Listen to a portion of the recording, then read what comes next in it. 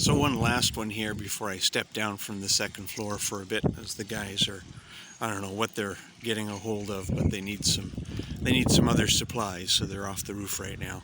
So if you look straight ahead, that's the 18th century prison Coyotepe. So through the 1800s and the 1940s and 50s, the people in charge would jail people there.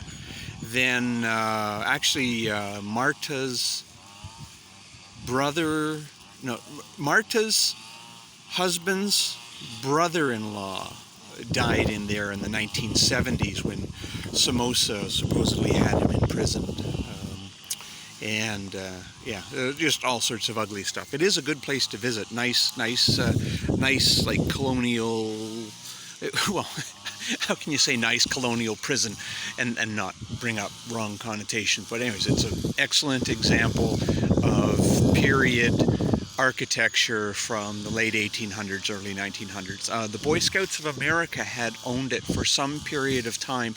I think that ownership changed recently, but it was like 20 Cordoba, about 80 cents to do a tour.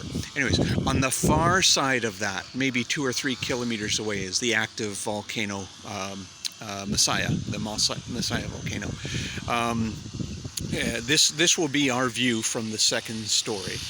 What we're looking at here will be an open section of porch from the ground, from the second floor here, about 4 foot up, will be a knee wall, and then of course fencing or barring to keep it secure.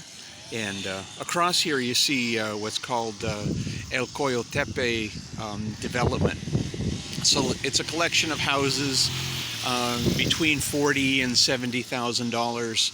Typical 8 to 12% interest rate over 30 years. When we first bought this place where I'm standing, it was a cornfield across there. Around 2015, they started some developments. I think everything you see in front of us, all the empty lots, they're all sold. But if you go out this way to the back, they kind of doubled in size, both horizontally and back. So there's going to be a heck of a lot more of these. It's behind this tree, there's a secure entry point.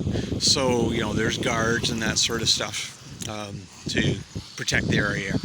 We actually have, let me walk over here and show you. We actually have a daytime security guard, the fellow there in the shed. Daniel welded up everything you see there for the bar, for the gate.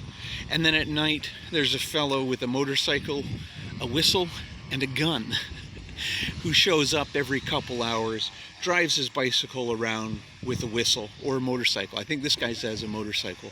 And it's what you call, quote-unquote, security. Yeah.